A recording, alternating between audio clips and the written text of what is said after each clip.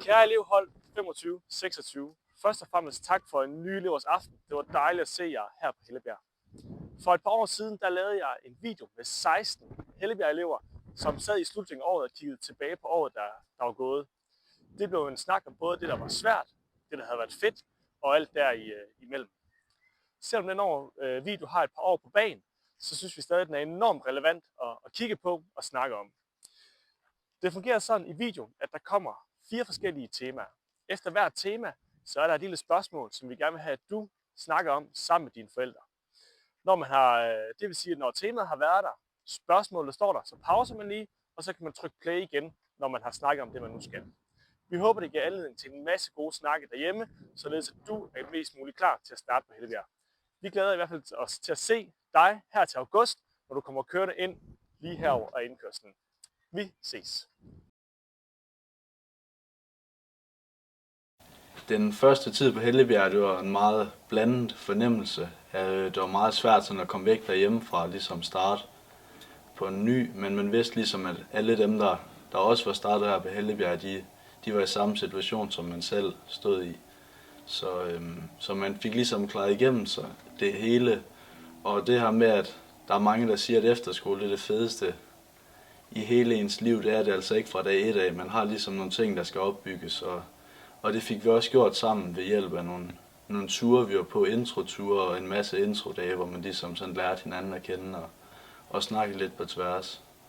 Ja, og jeg tror lidt, det er blandet, hvad man får at vide, inden man starter på Hellebjerg, eller i det hele taget bare efterskole, fordi man får at vide, at man får de bedste venner for livet, og at man laver alle mulige sjove ting. Og jeg tror slet ikke, det er let at gøre det fra start af, og at det er mega forskelligt, hvordan man takler nye situationer.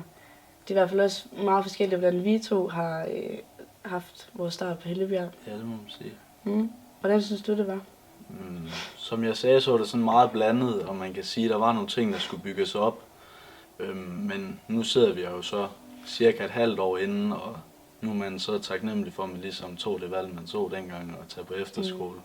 Og man har ligesom fået nogle relationer, som allerede nu man aldrig nogensinde vil glemme, og nogle oplevelser allerede, som man aldrig vil glemme. Så det har været helt vildt fedt sådan det første halvår. Men man må også sige, at der har bare været nogle ting sådan fra start af, som har skulle bygges op, men det har jo ligesom alle sammen været sammen om, og det giver ligesom også et sammenhold og fællesskab. Men ligesom Lukas siger, at det har været mega fedt, så i hvert fald for mit vedkommende har det også været mega svært at starte på Hellebjerg. Fordi jeg troede bare, at jeg kunne klare det hele, og at jeg bare ville få de bedste venner.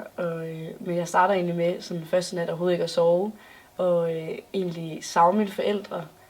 Jeg har aldrig troet, at jeg skulle savne dem faktisk, så jeg har også fundet ud af på Hellebjerg, at jeg rent faktisk holder af min familie, og at de er der for mig. Og jeg tror meget det der med, at det var hårdt, det var også bare, at der er ikke nogen, der kendte en, så der er ikke nogen, der vidste, om man var ked af det eller glad. Så alle havde lidt en facade på fra start af, og at det hele nok skulle blive mega godt. Og jeg tror meget det der med, at man sådan skulle finde ud af, at de voksne, de var der for at hjælpe en, at det skal man virkelig udnytte, og at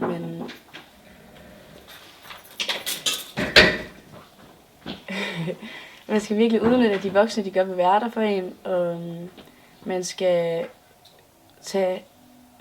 være så åben som overhovedet muligt, fordi alle er der for at lære hinanden at kende.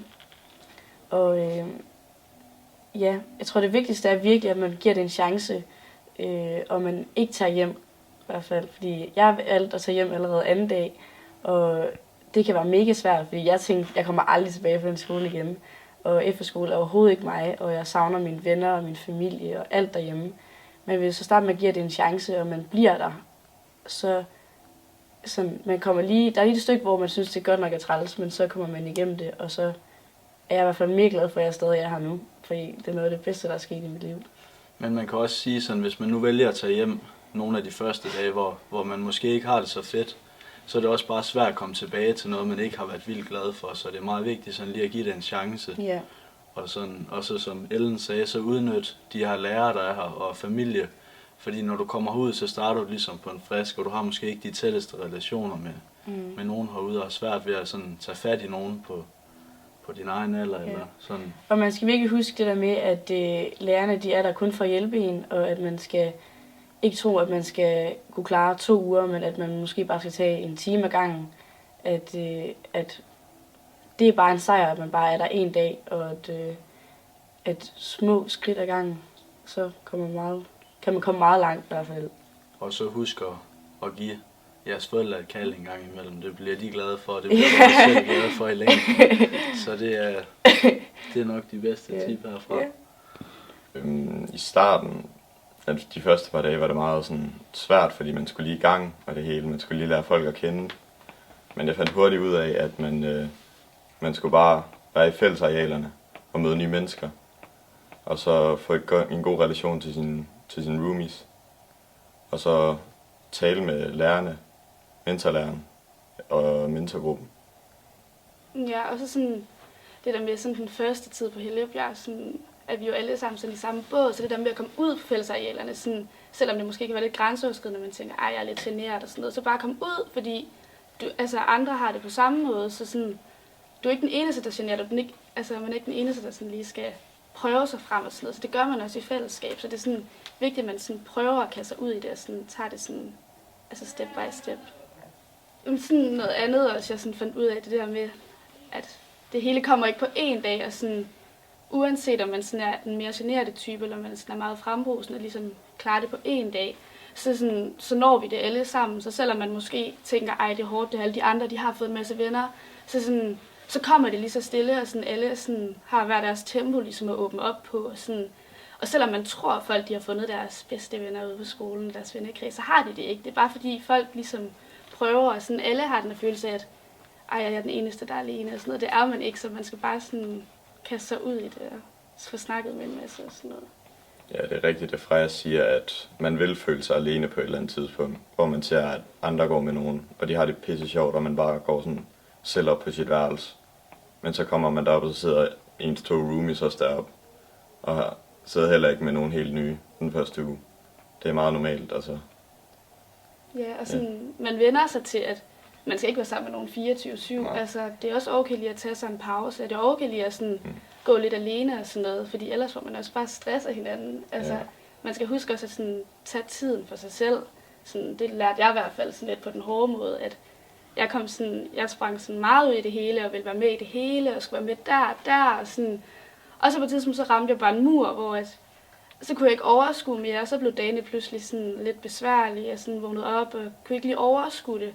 Men det er også sådan, jeg fik snakket en masse med lærerne om det, de er mega gode til det, og de har en masse erfaringer, så man skal også bare tage fat i dem, fordi det er ikke bare en lærer ligesom i folkeskolen, de bliver en familie, så de kender det og ved godt, hvordan vi har det, og sådan. Ja, så efter jeg fik snakket med dem og sådan noget, så sådan fandt jeg ud af, at man ikke skal være med til alt. Altså det er godt, at man også nogle gange tager sig en pause, hvis man føler, at jeg er træt, selvom man tænker, jeg var også med til det her, så skal man også huske sig selv, og så bare lægge sig en time, fordi man går virkelig ikke glip af noget. Det er ikke fordi, hvis man springer over en weekend, at man er bagud eller noget som helst. Jamen altså, jeg vil sige, før jeg startede på Hellebjerg, havde jeg rigtig store, høje forventninger til mit efterskoleår, hvordan det skulle være, for jeg kunne have gode ting, det bliver det bedste år af dit liv, alt det der, det bliver mega fedt. Og så startede jeg startede på min fødselsdag, og så var jeg sådan, oh my god, det bliver et langt år det her, fordi at der var godt nok lige et par stykker, jeg kendte hjemmefra, men det var ikke dem, jeg kom til at snakke med, fordi der ligesom er 200 andre mennesker også. Så jeg begyndte meget hurtigt at snakke med min rumme, fordi det var lidt den eneste, jeg sådan følte, jeg ligesom kunne snakke med noget om, fordi hun havde det nok på samme måde som mig. Så det var nok den første sådan, ven, jeg fik på den her skole, som jeg ikke kendte hjemmefra. Og jeg er ellers normalt ret let til at snakke med mennesker, men det var meget svært for mig, det der med, at det var jeg pludselig ikke længere, fordi der var så mange omkring mig, og rigtig meget at tage stilling til. Men det ved jeg jo ikke, hvordan I andre har oplevet. Jeg kan i hvert fald også godt sige, for mig selv, der var det også lidt svært i starten. Sådan det der med at lige finde sin plads, og hvem skulle man snakke med og sådan noget. Og jeg så en masse, sådan, der allerede fra dag 1 kendte hinanden og ligesom stod i store flokke og snakkede, hvor jeg var sådan lidt, hvor jeg ikke kendte rigtig nogen, og så vidste jeg ikke helt, hvor jeg skulle hen og sådan. Men ellers så, man skal bare være åben og positiv omkring det hele, og ligesom bare prøve så godt man kan at være sig selv, og så skal man nok finde nogen, man passer godt sammen med. Og det har i hvert fald hjulpet for mig.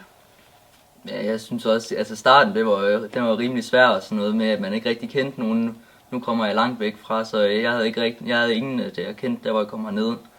Men ellers så, dem man bor sammen med og sådan noget, dem man har meget til fælles med, dem bliver man hurtigt tæt med til at starte med. Og så som tiden den gik, så fik man snakket med nogle flere, og nok mest dem man havde noget til fælles med og sådan noget. Og så blev man jo sådan bedre venner med nogle forskellige folk og sådan noget. Men ja, det er rigtig vigtigt det med at være åben og være sig selv og få snakket med en hel masse forskellige. Ja, altså, det her med nye relationer, jeg kom også ind på skolen 2 uger efter, at året var startet. Og allerede der kunne man godt mærke, at folk allerede får skabt de her relationer, fordi det nemlig går så stærkt. Og det var sådan lidt, da jeg kom, at det er lige et nyt ansigt og sådan noget. Og man kan godt se, at de snakkede lidt om, hvem jeg nu var. Men folk var super gode til at tage sig af mig. Og sådan, jeg kan helt klart også anbefale fra starten af at være på de her fællesområder, fordi at de er så aktive. Og egentlig alle bare tager sig af hinanden, fordi at alle er nye og ikke rigtig kender hinanden. Så.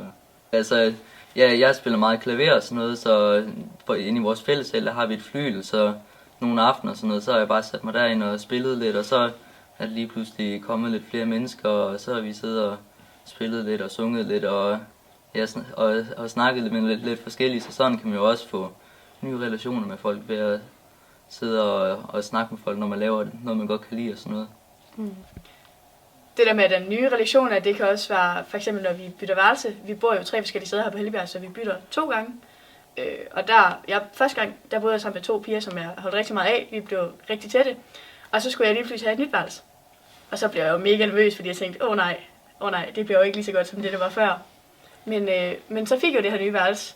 Og jeg kan godt mærke, ej, det bliver godt nok stramt, fordi dem havde jeg ikke lige snakket med før. Men så blev det faktisk rigtig godt. Og jeg lærte, at jeg skulle lære at acceptere sådan mennesker, der måske var lidt anderledes end mig, og det lærte mig, at jeg kunne rumme mere, end jeg måske havde regnet med. Så man får også udvidet sin horisont på en eller anden måde, det der med, at man kommer ind i nogle andre menneskers verden og hører, hvad de interesserer sig i, og hvad folk hvem folk er. Og på den måde, så det der med, at man bytter værelse, så kommer man også måske automatisk sammen med nogen, man sådan, måske ikke lige havde fundet sammen med, hvis det var op til en selv. Ja, jamen normalt hverdag på Hellebjerg er, at vi starter med at vågne op og spise morgenmad. Så har vi en kort fælles samling.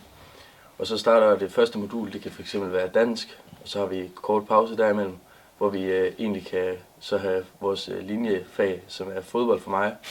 Og så kommer vi tilbage i skole, hvor vi har matematik. Og til sidst skal vi have et valgfag, og det kan fx være bordtennis. Ja, og grunden til, at det er godt, at der ligger et linjefag indimellem i skemaet. Det kan være, at så får man lidt et frisk pus fra den boglige undervisning, og så kan man ligesom komme tilbage med lidt mere motivation, når man starter i skole igen. Ja, og det er super fedt det der med, at man blander fodbolden og skole sammen, og ligesom er sammen med kammeraterne i skolen, men også på fodboldbanen. Det giver ligesom et fedt fællesskab. Det er jo fedt at være her i hverdagen, fordi der hele tiden er så højt gear. Men man kan også blive hurtigt udmattet, fordi vi kører i det her høje tempo. Så nogle gange så har man brug for et break, hvor man for eksempel kan tage en powernap i en af pauserne, så man kan være frisk og klar til næste time. Så det er i hvert fald vigtigt, ellers så skal man også til hjemme i weekenderne en gang imellem, hvis man lige har brug for et pusterum, hvor man lige kan være sig selv, fordi man altid er omringet af en masse. Men det er på samme tid også rigtig fedt, at der hele tiden sker noget, fordi der er altid et eller andet sted, man kan være. Man kan altid gå hen i pejsestuen og spille spil, eller man kan hygge på nogle af bordafsnittene om aftenen. Ja, men på Hellebjerg har vi jo ikke kun normale skoletimer. Der er også en masse emneuger eller dage, hvor vi for eksempel har linjefestdage eller gymnastikdage, eller har nogle dage, hvor vi skal forberede et arrangement for forældre eller andre. Ja, og grunden til, at det ligesom kan være rart, det er, fordi vi har det samme schema hele året rundt, og det kan man måske godt gå lidt træt i efter noget tid, og så er det ligesom dejligt, at man har noget nyt at motivere sig til. Hvis nu for eksempel der kommer en linjedag, hvor man ved, at man skal prøve noget nyt, end bare det, man er vant til. Ja, og så er det jo lidt mere også lige skal omstille sig til, at der sker noget nyt i den uge eller dag, så man hele tiden skal være klar på, at skole den anden dag, og så kan vi have fodbold en hel dag.